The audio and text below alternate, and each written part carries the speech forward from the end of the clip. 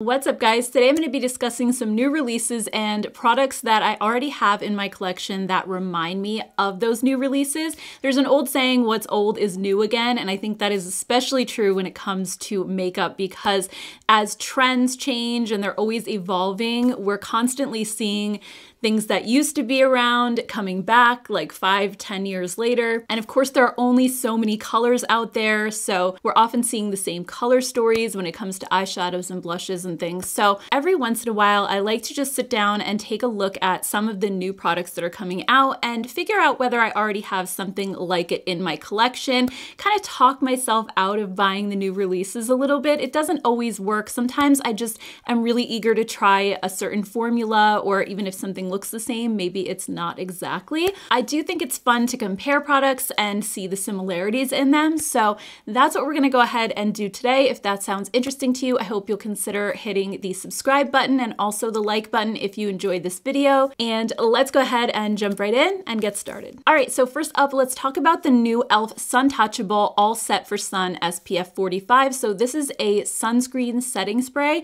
which honestly is genius because whenever we put sunscreen on and then a full face of makeup, how are you supposed to reapply your sunscreen when you have makeup on? It kind of doesn't make sense. I know it is very important to reapply sunscreen throughout the day, and I think a setting spray with SPF in it is really the best way to do that. So I think this is great, and they did release this on their website, but it sold out so quickly. I did get the email earlier in the day, and I just didn't have time to look at my email until the evening, and by then it was gone. I believe it's going to be at Ulta at some point. I just don't know when. This is actually not a new concept. There have been several brands that have come out with products similar to this, although not as many as you would think. But I have one from actually Milani, and my absolute favorite setting spray across all brands is their Make It Last, and they do have a sunscreen version, which I feel like a lot of people don't even realize. This one isn't SPF 45 like the e.l.f., it's SPF 30, but it's been out there for a while and it never got the hype that this e.l.f. one is getting, that everybody's talking about like it's a new thing.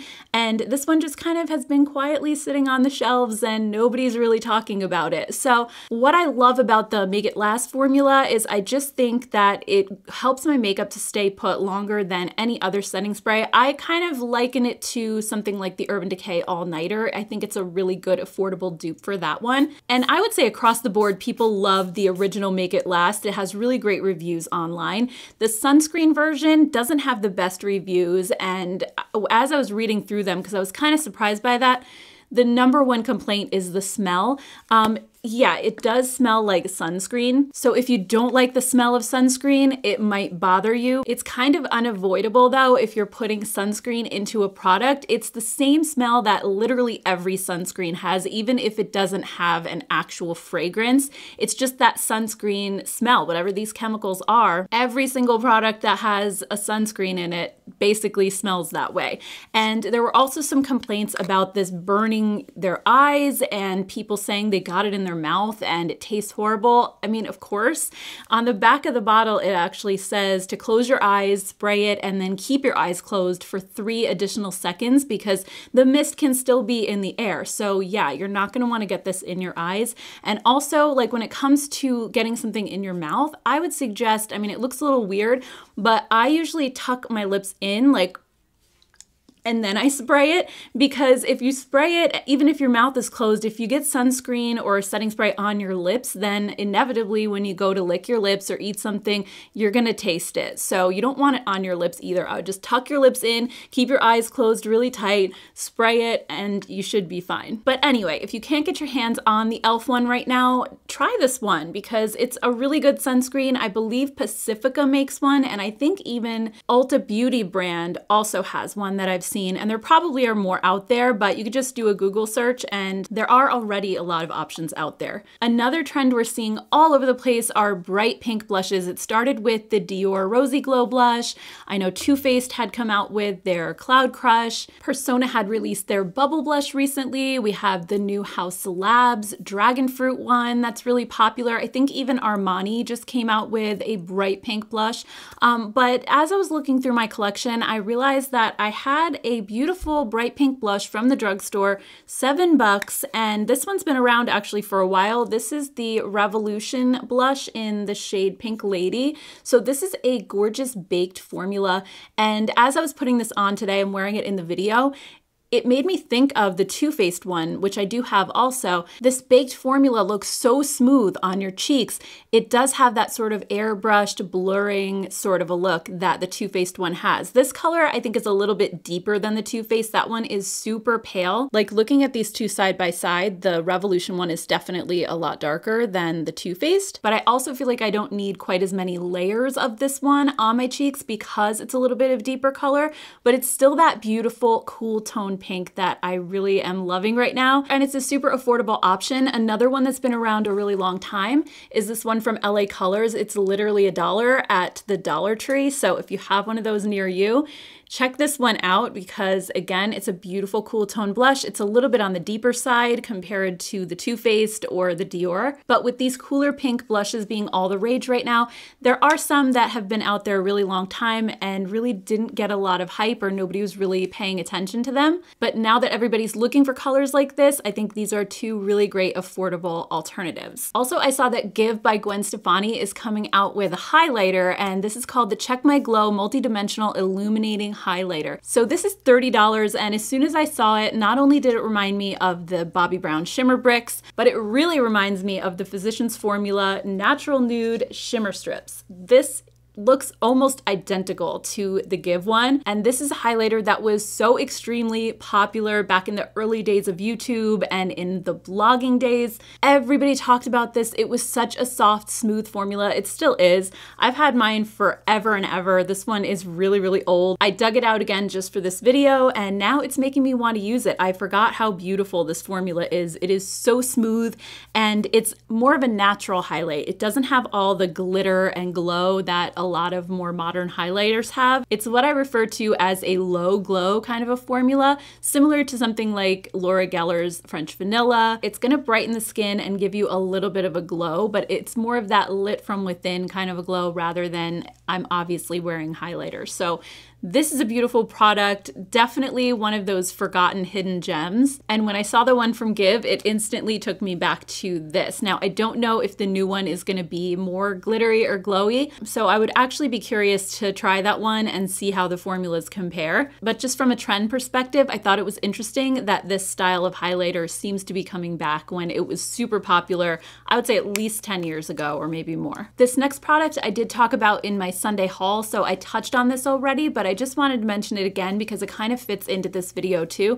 It's the new Boost Primer from Beauty Blender. So this is supposed to be a gripping primer. So again, that sounds sort of familiar, right? This is supposed to grip your makeup for 18 hours, and it has firming and smoothing peptides in it, which for me, I don't necessarily need my makeup to have skincare because I use skincare anyway, and I have serums with peptides, and I'm sure they're at a higher concentration than they are in here. So for me, I would mainly be buying this product just for the makeup gripping aspects. And when I tried this for the first time, I was really kind of blown away by how similar it feels to the e.l.f. Power Grip Primer, right down to that kind of rubbery feel on your skin once it starts to set down. And even washing my makeup off at night, it actually took 2 cleanses to get that rubbery feeling of this to disappear. And it made me think of the Super Bowl commercial with Jennifer Coolidge when she says her skin feels like a baby dolphin when she's applying the e.l.f. one. And this gives you that same effect where your skin almost feels like rubbery. So I just feel like they're kind of taking that same concept that e.l.f. did and that before them Milk Makeup did with their Hydro Grip Primer. And they basically just added some skincare ingredients to it, which is nice, but at the same time, I don't think it's really necessary if you already use skincare. So I do actually regret spending the money on this because I have the original e.l.f. and I have the one with the niacinamide in it, and it's gonna take me a while just to go through those, and now I have this one too, and it feels basically the same. Next up, when it comes to eyeshadow, I feel like there haven't been a ton of new palettes being released lately. I see a lot coming out from indie brands, but not as many palettes from more mainstream brands. So I'm seeing a lot of eyeshadow sticks or crayons, and especially single eyeshadows, cream versions in pots. But there was a palette that came out more recently from Dominique Dominique, and this is the Essentials palette. And I really like this one because it has all of these gorgeous neutrals that I tend to reach for every day. And I also loved this rosy color and the purple. But as I was playing with this and using it, I do think it's a nice formula and everything, but the colors were just reminding me too much of the Smoke and Roses palette from Colourpop.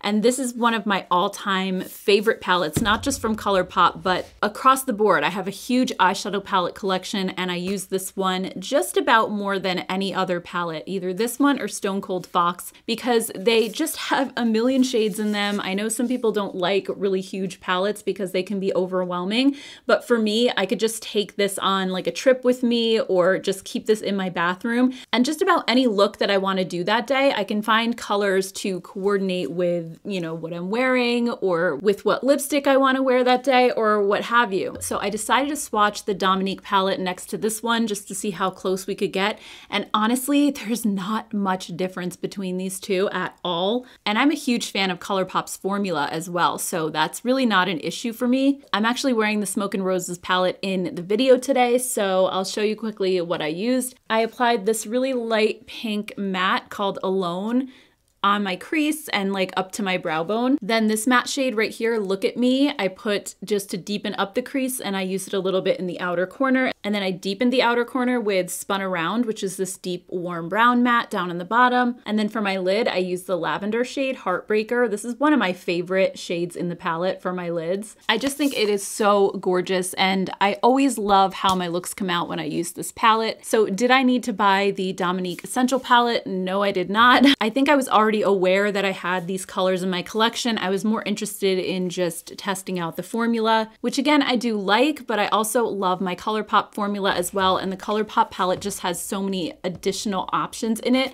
I think I'm more likely to reach for this than I am that one. So if you have Smoke and Roses already, then you have these colors. If you're happy with this one, you're happy with the formula, I would say don't bother getting this one because it's probably not going to get used as much as your Colourpop one does. I also saw on Trend Mood's page that Dior is coming out with some new shades of their Rosy Glow blushes, which is very exciting because their Rosy Glow blush definitely has been having a moment for the last year or so. But I don't know if it's necessarily the formula of the blush or if it was just that that particular hot pink color went viral, because we've seen, like we talked about earlier in this video, how popular that cool tone pink really is. So I don't know if these other shades are going to do as well. I'm thinking they will just because of the hype. But before we get sucked into that hype, I wanted to show you a comparison, because when I saw these new colors, I started thinking about the Age Perfect blushes from L'Oreal and how similar some of the colors look to the Dior.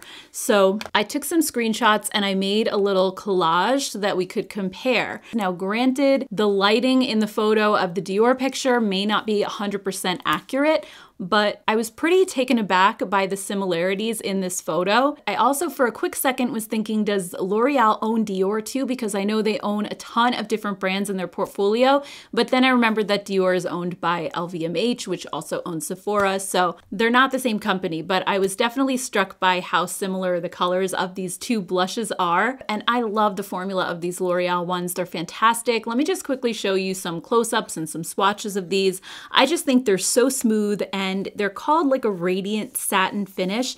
I wouldn't say they're radiant in the sense that they're glittery or sparkly, but they do have just a very slight sheen to them. They're not a flat matte, and I think they're just so flattering on the skin. So these are great, and if you already own these, then you might already own very similar colors to the new Dior blushes that are coming out. Not to mention, I've had a little bit of trouble with my Dior Rosy Glow Blush, the pink one. It got hard pan, and I wasn't expecting that from a really high-end blush. It's so expensive, but it's also a very stiff formula that doesn't pick up well to begin with. I have to layer and layer that blush just to get it to show up, and that's not the case with these. These go on a lot smoother, a lot easier. I don't have to keep keep going back into the pan. And I've had these for more than a year, probably like 2 years. Whenever they first came out is when I got them, and they have never developed hard pan on me at all. So just something that you might want to check into in case you're curious about the new Dior blushes. And speaking of blush, Urban Decay is also coming out with Hydromaniac liquid blushes. And again, I think liquid blushes have just been around for so long now. It's not really a new thing. There are so many other formulas out there, particularly great ones at the drugstore. This new Urban Decay formula says it has marula oil and kombucha in it, and it also is supposed to be hydrating and have a glowy finish. So in my mind, that means it's going to be sticky and it's going to be a blush that doesn't dry down all the way. So that's one reason why I'm a little bit wary about these. I probably am going to test one out in store first before I spend the money on it, because I just feel like any blush that's highlighting having oils in the formula and a glowy finish is probably not going to dry down all the way. But I did want to quickly mention these Revolution Super Dewy blushes, because these have been out for a long time now. And even though they say super dewy, I don't find these to be super greasy or sticky on me. They have a little bit more of a moussey feel. So even though they do have a little bit of dewiness to them, they don't feel sticky. They actually feel very smooth and very silky going on the skin, and they are super affordable as well. They come in gorgeous colors. If you're looking to try a liquid blush in a tube like this, then I think these are a great option. Another one that I really like are the Milani Cheek Kiss liquid blushes. These also have a little bit of dewiness going on, but on me, on my dry skin, they dry down almost all the way. So they're not a particularly sticky or tacky formula, which I really love. I only have 2 colors of these at the moment, but they come in a ton of other beautiful shades, and they remind me a lot of the Glossier Cloud Paints actually. Those are another liquid blush that's been out there for a long time. Same with the Flower Beauty Blush Bombs. Those are great as well. And those have a little bit of dewiness to them. I keep meaning to go back and pick those up again because I had to declutter a bunch of them just because of age. They were really, really expired. And I don't even know what's going on with Flower Beauty lately because they're still redoing their website. They've been closed down for a while now. And I did read that they're going to become more of a lifestyle brand. So I don't know how heavily they're going to focus on makeup anymore. And I'm a little bit nervous that they're going to discontinue some of my favorites. So I need to make a point and go and get some backups of some of my favorites in case they disappear. Anyway, another new product that I talked about in my Sunday haul last week were these Huda Beauty lip blushes. So these are meant to be put on your lips, or you can use them on your cheeks as well. And they're basically like a creamy lip stain. And I really enjoy these. I'm wearing the pink one on my lips today. This one is called Rosy Kiss. And I like them because they're not as drying as a traditional lip stain. They have that creaminess to them, almost like a gel-like formula, which I really like on my lips. I don't especially love it on my cheeks just because they do feel a little bit sticky. They don't dry down, and also because they're a stain, you have to blend them really, really fast or else they start to look weird and they kind of just like wherever you put it, it makes a blob right there. So you have to blend immediately. So I don't know, I just don't love them as a blush, but as a lipstick, I really enjoy these because they're not drying. But again, not really a new concept. They remind me so much of the e.l.f. glossy lip stains. These have almost exactly the same feel going on, and I completely forgot about these. I had them in my lipstick drawer, like kind of way down buried, but I do remember really loving these when they first came out. Again, because they were a lip stain, I felt like me and my dry lips could actually wear. They keep your lips feeling soft throughout the day, even when the little bit of glossiness that they have wears away. The gel formula just feels really comfortable, and it's not loaded up with alcohol like a lot of previous lip stains used to be back in the day. Remember those lip markers that a bunch of brands were coming out with? Those were horrible because they were so drying. These are nothing like that. So I think they're kind of like a next generation lip stain, and I'm loving it. But with affordable products like this out there already, I kind of feel like I didn't necessarily need to spend the money on the Huda ones, but at least the colors that I have in these are different than the e.l.f. ones. So I don't feel like I have exact dupes or anything. All right, guys, so I think that's everything that I wanted to talk about today, but if you enjoyed this video, I do have more in this series, so I'll go ahead and put a playlist right up here, and you can always check those out next if you have some free time. And I want to thank you all so much for taking time out of your day to spend it here with me. I truly appreciate it so much. Again, if you enjoyed this video, I hope you'll consider hitting the subscribe button, and I hope you guys have a great rest of your day. I'm losing my voice, and I'll see you in my next one. Take care, guys. Bye.